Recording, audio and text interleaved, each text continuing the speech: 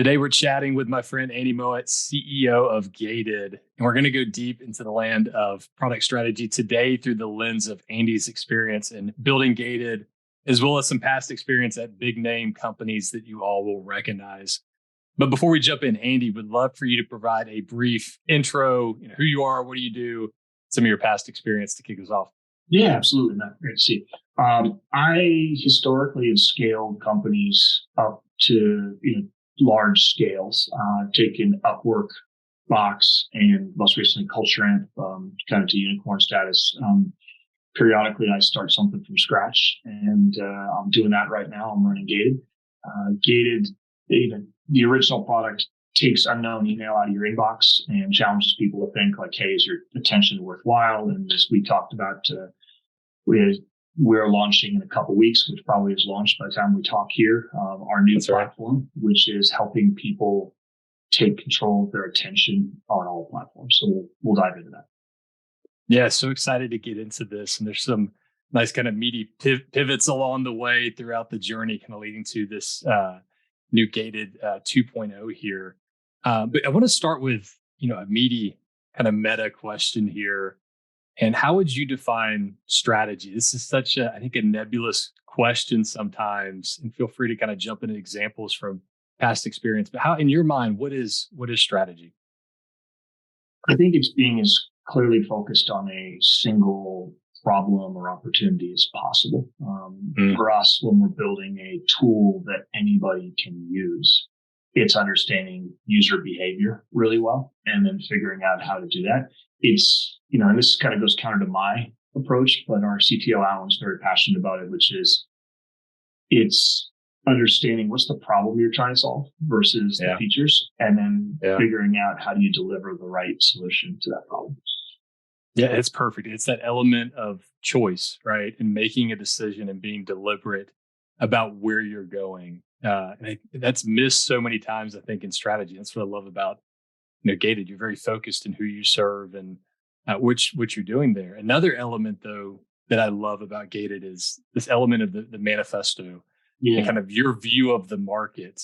And it kind of encapsulates your strategy in a sense in this kind of narrative format. But I would love to kind of give your overview, your take on leveraging something like that to help kind of convey your strategy.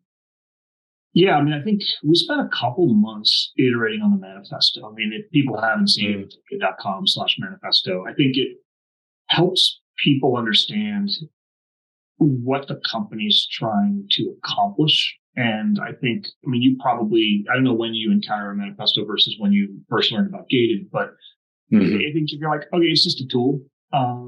You're kind of like, do I need the tool or not? But I think a lot of people have also really gravitated towards like the change we're trying to bring in the world, which is like communications, less noisy, more personal, and all of those things. So for me, I think with the original manifesto came from the concept of not everyone can use our original email product, but everyone should believe in the mission we're trying to accomplish. I think as we launch this new platform, literally anyone can use it, which is fun. And so we're rethinking the manifesto, which is small tweaks, but it doesn't fundamentally change, but it guides the decisions we make on the product. And so we take it very seriously. And it's not here's 3 bullet points on a web page. It's like it's an interactive kind of flowing manifesto. Yeah, that's what I love about it too. It puts your stance, your viewpoint in the market. And you mentioned like how I found out about a user of Gated. Now I love it. I remember I saw put something out there around noise canceling headphones for your email. That kind of just clicked for me. It's actually how we kind of first engaged and interacted. But it just clicked, which is awesome. But I want to get into Gated, and this is a really interesting story of where y'all first started and where you're moving towards. So we'd love maybe start there with the where did Gated originate? Where did you kind of first come up with this idea? And then we can kind of get into where it's going, which I think is really the exciting spot. You're learning from customer behavior as you go and talking to customers and kind of iterating on the product. Yeah, absolutely. I've sent billions of emails. I've caused a lot of pain. Probably a lot of your listeners are sitting there saying, God damn it, all those emails. I think I've sent push send on like 8 billion emails, or my teams have, right? And so we're all guilty, right? I know all the hacks. I was sitting there at a Series E company, and I was just getting blown up. And I wake up every morning, and I was the buyer for a lot of tools, and so people would ping me, and I was just like, God damn it, like this stuff's irrelevant most of the time. And so I wrote an email and said, I don't know you. Here's my Venmo. If you want to Venmo me 10 cents, I'll pay attention to it. And then I threw on my nonprofit. It was like, hey, if you want to donate to my nonprofit. But people started donating. Like they started donating like $10, $20 off a 10-cent ask. I'm like, this is interesting. I gave it to a lot of friends, and they're like, man, this changed my email inbox. So that's the original product. I think what we learned so we've got tens of thousands of users that are using it and passionate. Yeah. But I think we've also. And I want to pause there real quick, Andy, just on that point. Super interesting, just for the audience. Like the key thing I get from that is you noticed a pain point in the market, and versus kind of going into a hole and trying to build something out for months on end. It's like the best example of a prototype. You just put your Venmo in an email and kind of iterated there. And exactly. So I built the first version in Airtable, and actually I built the first version. I just sent my Venmo link. Then I was exactly. Then I built it in Airtable and Zapier. Then I hired a young kid to like code it up, and then I finally was like, okay, I need to get some actual developers. And and so it was more just a side hobby for a while until people started being like, hey, like, can you help me? So that was it was a lot of fun, but I wasn't looking at it as like, what's the market problem? I'm more looking at like, what's bugging the crap out of me. Yeah, it's such a good point. It's like solve your own problems. It's such a good starting point. You had this hypothesis of, okay, maybe this could be a mechanism to do that. And you did it in an early kind of quick iterative way. It's such a great, just lesson for folks out there building digital solutions. Start there, start small, start to iterate. But yeah, so you're at this point, you're starting to get some traction with this initial kind of idea or iteration of gated. So what comes next from there? Yeah, so we as I said, we've got like tens of thousands of users using it, loving it. But I think our vision is, how do we change the world of communication? And I think the insight we've had, and you're a user of the original product, is there are people that can afford to just turn off the noise in email, but most of us can't. Most of us need to live in that noise, see that opportunity. And so our new platform is focused on helping people surface the right conversations out of the noise. So our fundamental thesis is this on the new platform. It's hard to filter email after it's been sent. And everyone lines up and I'm talking not just email, but email, LinkedIn DMs, Slack messages. And the problem is everyone can reach you on all these places. Some places are like, oh, you've got to be connected to me to reach people, but like we all get the LinkedIn invite. It's random that we don't know. We have to deal with this. So our thesis is, instead of letting people just blow you up, let's guide people to engage around the topics that you care about. So we believe you should be as available as possible for the things you want to talk about. And the rest of the stuff, no. And so we are building a universal link. So you can get gated.com/Matt if it's not taken. If it is, we can talk about this call. I got to get that one early. Yeah. If it's not, I'll give it to you. And if not, we can get you a page or something like that. There you go. And so you get that, and we can help you articulate what you're focused on, keep it updated, and then let people that want to communicate with you around those things, regardless of whether you're linked into them or connected to them or they have your email or anything, be as available as possible for the right opportunities.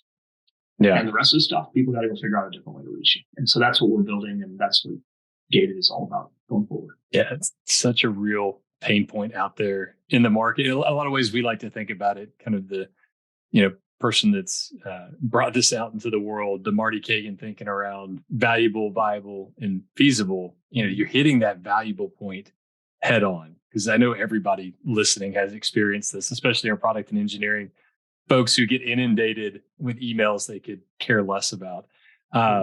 One interesting thing, though, this is not something that's just commonplace. You could even argue this is more kind of category creation lens, but what you're combating, I feel like in a lot of ways, is just the status quo. They've always done it this way, and you're looking to break a habit, which is difficult. I think it's probably one of the more under considered things when you're building a solution that's driving a change in habit. How do you actually go about driving that change and getting people to adopt it when it's something maybe a little more foreign or unknown to them? Yeah, I think we kind of talk about creating a cultural moment. So when we're launching, whether this podcast drops before or after that, you got to wake people up and be like, whoa, that's interesting. That's different, right? With the original email product, people are like, wait a second, like I'm getting this email when I sent you an email because I don't know you. It's forcing me to think. I think with this new one, we won't be like interrupting the flow of communication. It's more a way for like the good stuff to rise above it. But, we're launching with, tons of leading people that are sitting there saying like, when you ask me, Matt, like, Andy, how can I help you? I'm not doing a good job of articulating that right now. So if we can put that on everyone's LinkedIn profiles, put it in people's emails, we can start to people be like, hey, what is this thing? And I see all of the other people like Matt articulating really well now what he's interested in and how I can help him. Like, how do I get that? So yeah, it's going to be interesting. Like we're pushing the bounds of communication, but I think rather than there's a better world out there, right? Which is I show up and I see you and I figure out like email, LinkedIn DM, Slack, whatever. And I'm like, here's what I want to send. Or even worse, here's what the AI tool that I use decided that it wants to send. Yeah. Copy and paste that. And so I think it's going to be a lot of fun. Like we're taking a big swing at communication. And we think that there is a better way, which is it kind of comes down to I don't know if you've seen it, but like the concept of how do you want to engage? How do I want you to engage with me? And we're helping our users articulate that, right? Like I've written my own user manual. Like, how do I love that. And there's, it's like when you join a company, like here's our norms, here's how we work, here's how we want to engage. And so I think that concept of like, let's just not be punching bags for somebody else, but let's have our own gate that helps people understand how we want to engage and on what topics, I think becomes interesting. And so hopefully people listen to this, like get excited about that vision for a better world of communication and go get your gated profile. It's free. I think over time people are like, well, how are you going to make money? On the original product, we charged the sender side. Here, I think we see, if we can change communication the right way and create the value, there's lots of fun ways to power features for power users type of thing. Yeah, and it's interesting. It's not, maybe the traditional two-sided marketplace type of solution, but providing those kind of rules of engagement doesn't just serve you as the person that people are trying to reach out to. It also serves the person trying to do the outreach. Like think of how more, optimized, I guess, their outreach can be if they know who they're reaching out to and kind of understanding how they want to be engaged, what they're interested in. So you're kind of serving both sides of the market. You kind of have your core user over here, but that person performing the outreach is very much probably in your consideration set, I'm sure, as you're building out gated. Yeah. And I think it's, with the original product, it was all about like how you stop people selling you things. Here, I think it's like, how do you actually get the people that are maybe in your peripheral tangential network to like know how they can help you, right? Like there are probably people you're trying to meet every day, right? Like for me, I look at it as like in addition to like my core day job, like I love helping like high, like revenue leaders that are trying to accomplish different things. And like, if there's a half an hour call, like I love helping you, help vice versa. Like, how do we help each other? And so I think there's a lot of those conversations we're all trying to have that we haven't articulated well. And so like, you and I haven't chatted in a little while, and I don't even know like what are the types of people you'd want to meet and all that stuff. So I think there's, it's the sales people, which is kind of the original product, but we also like forcing salespeople to pay, like only creates so much value, right? Like they're still trying to sell. But helping people understand the topics you want to connect on is a much more powerful plan. Yeah, that's interesting. So it's deeper than just kind of this transactional type of piece. It's like, how are you, meeting and growing and working and networking with other people? It's more than just kind of the transactional level.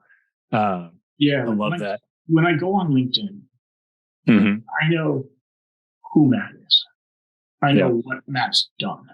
but I don't know what Matt wants to connect on and talk about. Mm-hmm. Yeah. No, that's perfect. One piece that's really interesting, this ties back to strategy and good strategy, and I heard you mention it. There's been this change in the market very recently, this, uh, rise of generative AI. Mm-hmm. And it's just changing things in terms of making it even that much more easy for people to spam, reach out to folks, and just go crazy with it. And I think that's an element of good strategy is when you can tie what you're trying to do to a change in the market, an inflection point in the market. And I think that's an interesting piece. Maybe speak on that some, just the element of strategy and being able to leverage market trends and things going on. Yeah, I kind of see three major trends that we're thinking about. Yeah. One is the proliferation of channels, right? Like, hey, you need to join this Slack group, this Discord channel. You got to be on TikTok now, or whatever it is. And so you've got to be able to be successful, like you keep getting pulled to more channels. Every single channel is dying, right? Like it's AI will kill every single channel over time. Like if you're not overwhelmed by LinkedIn, you soon will be.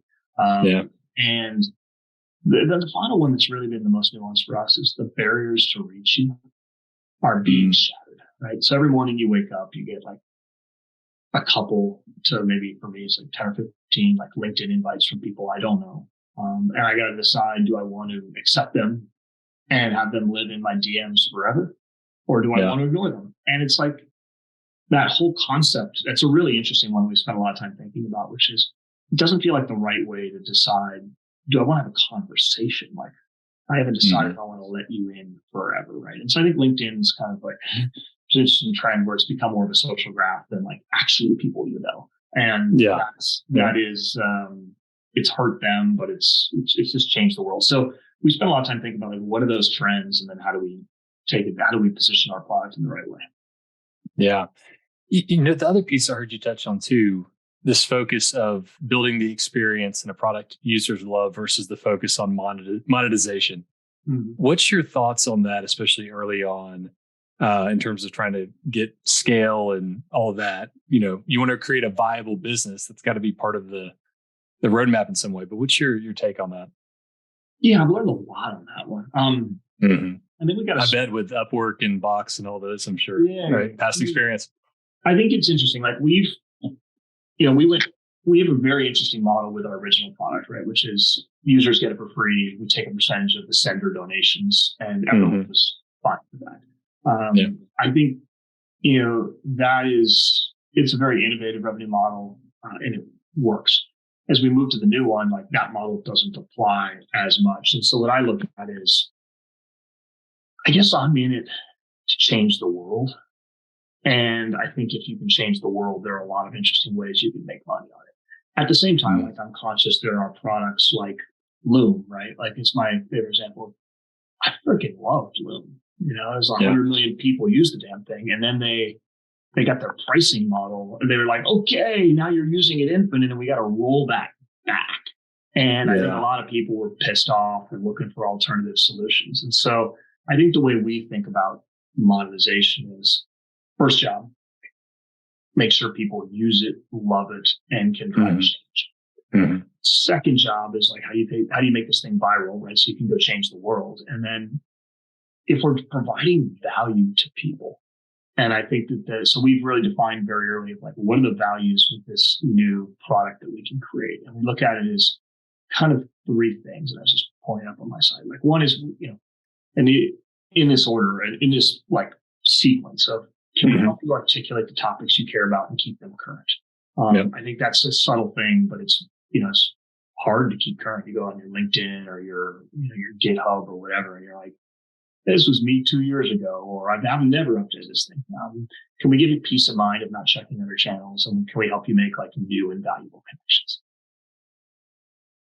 If we can do those things, I think there'll be a subset of people that will value it enough to pay for it, or they like, hey, if I'm using it for these things, can I get this one additional feature? So I think I look at it as you have to have a philosophy, and this is what we've been talking about internally, a philosophy of what would be paid in the future and what would not. And also like not dumping everything out there of every feature on day one, like keeping it very narrowly focused. So I looked at a tangential comp. And I was like, man, they got everything. Like it's, and so I think it's how do you keep it very, very simple solutions focused on one use case versus like everything under the sun. And then the opportunity to bring additional functionality and charge for it versus like trying to reel functionality back, which is what like Loom did. And I think it went down pretty badly.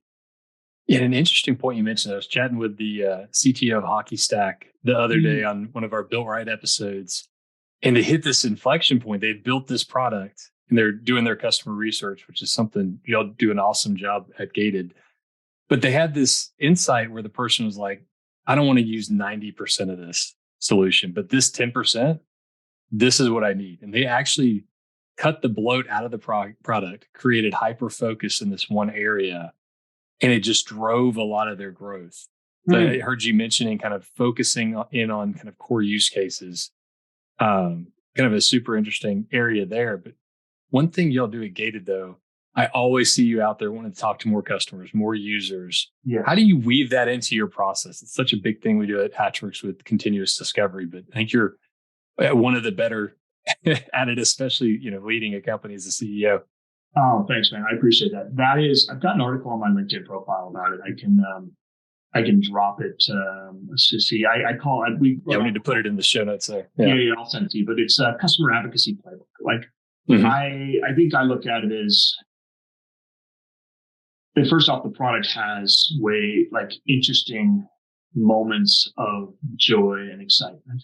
And then we can build little things off of it. Like, awesome, you got this really, we saw a $250 donation off a $2 ask last week. We're like, hey, that's pretty cool. Like, and we can reach out and we can talk to people. So I think it's like engineering the product where there's opportunities to connect with users, and then building the motions to be able to do that. So I don't know when you and I first connected, but you probably like had a fun donation or something, or like one of our team was like, hey, Matt, congrats. And you're like, it's awesome. And then you're like, ideally the product creates joy, and then you can start a conversation around that. And, I'll be candid, like we've templatized some of those things, right? I have this fun thing where if I see an interesting person make a donation through our, just feeds through Slack all day long. And if I'm like, wow, that one was cool, I'll drop a note, be like, need to see your donation via Gated. And people will be like, oh my God, I love this thing. And I'll be like, okay, cool. Like, I think I literally have a follow-up feedback, which is, awesome. Thanks so much. Like, we love feedback.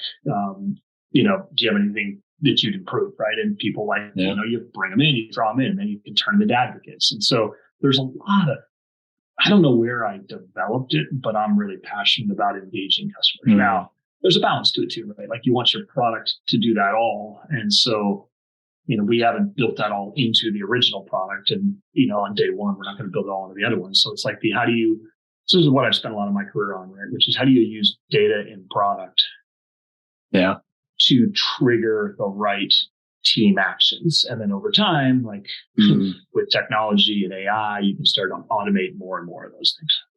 Yeah, I don't want to pause there. Anybody passively listening right now, this is your indicator to heighten your senses.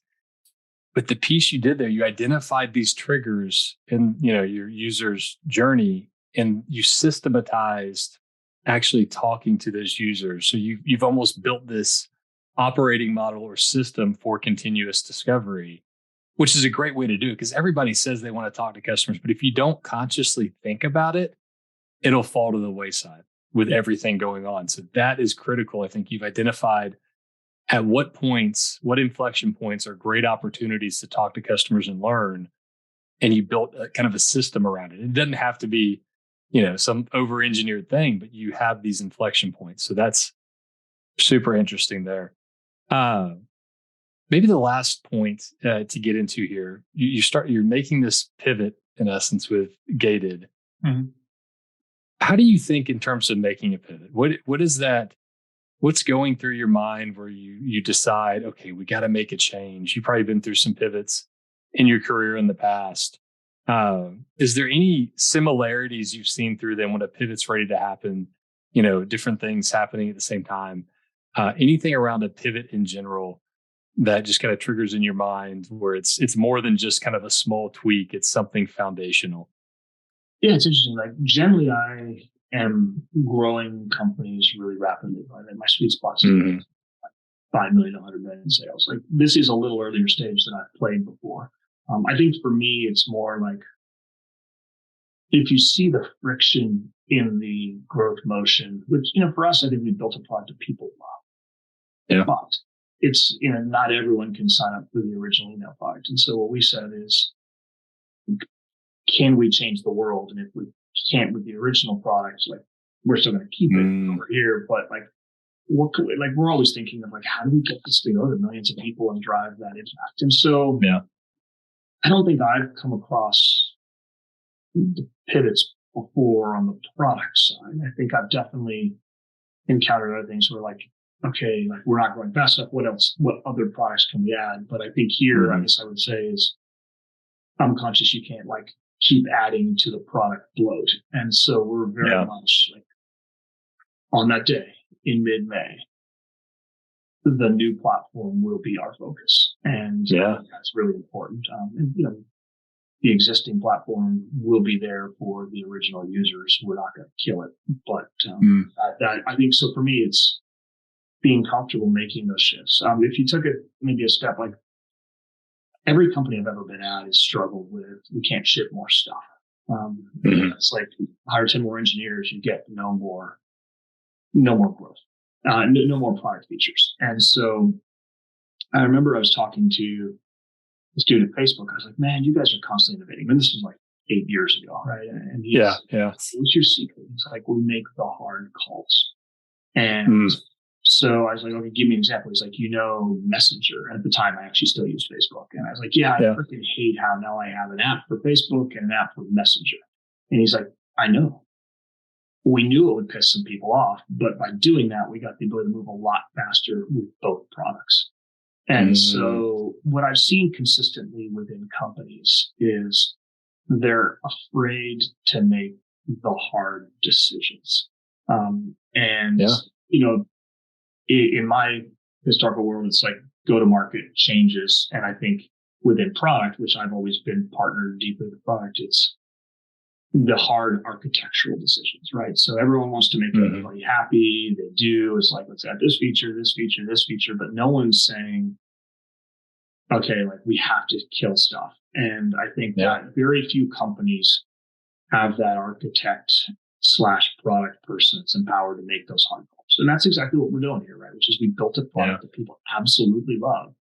I think we send like 700,000 challenge emails a month, and like the world knows about us. And we're going to blow it all up to change the world in an even bigger way and bring a new platform. And you just hit on one of the core elements of strategy right there. It's being willing to make those hard decisions, and many aren't. And that's where people fail. That is so core to strategy, is being able to do that. So hats off to y'all for doing that. And the other thing I heard too, is it tied back to where you wanted to go, tying back to the manifesto, the impact you wanted to make. And you realized we can't do that with where we are today. So we need to make a change. So it ties back to that thread of where you want to go, what you want to do. And it's just core elements of strategy being executed really nicely. I'm really enjoying the journey here. The last question for you, Andy. I'd like to finish up on this one. What's something you wish you knew sooner? Something you could go back in time and tell your former self? And I'll leave this open-ended. You can take it anywhere you want, whether it's on the product side, engineering side, or go-to-market side. What's one thing that you would tell your former self? With Gated, I think what it would be we saw massive early user love. And we're like, great, hire. I think in retrospect, I would hold back on hiring. And I see this across the board. People are like, let's hire a huge sales team, or let's hire a huge this or that. I think I would have held back on the hiring until we were like, we literally can't deal with the deluge. Because then I think it would have given us the ability to like iterate faster and all that stuff. And so for us, we probably staffed up early for the growth. We definitely had some, but we didn't have like millions and millions of users on the original product. And so I think for us, as we approach the new one, we're like, how lean and mean can we be? And for as long as we possibly can. And so that's, I think it's also like the world has changed, right? Like 2 years ago, like when we raised money and when every company raised money, it was like you had infinite capital. And it was available, right? It's across the board. I see it on product. I see it on Inge. I see it on sales teams. I see it. And I think the world is changing now. Will there be another mad rush of this in a couple of years where everyone's like, go spend it as much as you can? Probably, yes. But I think it's a discipline that I took away for sure. Yeah, I love that. So it's almost go lean and mean until it's painful or until it hurts. It's you got to have that pain point, right? Yeah. That's great. Well, Andy, I appreciate the conversation today. Thanks for joining Built Right. Have a good rest of your day. Thank you, Matt. Great talking. I'd say last thing I would say is where can people find you? Yeah, that's a great point. Where can people find you? How do they find Gated? Gated.com. You can go there. You can find it in kind of mid-May. New products will be available, check out the website. And if people want to email me, you can, Andy@gated.com.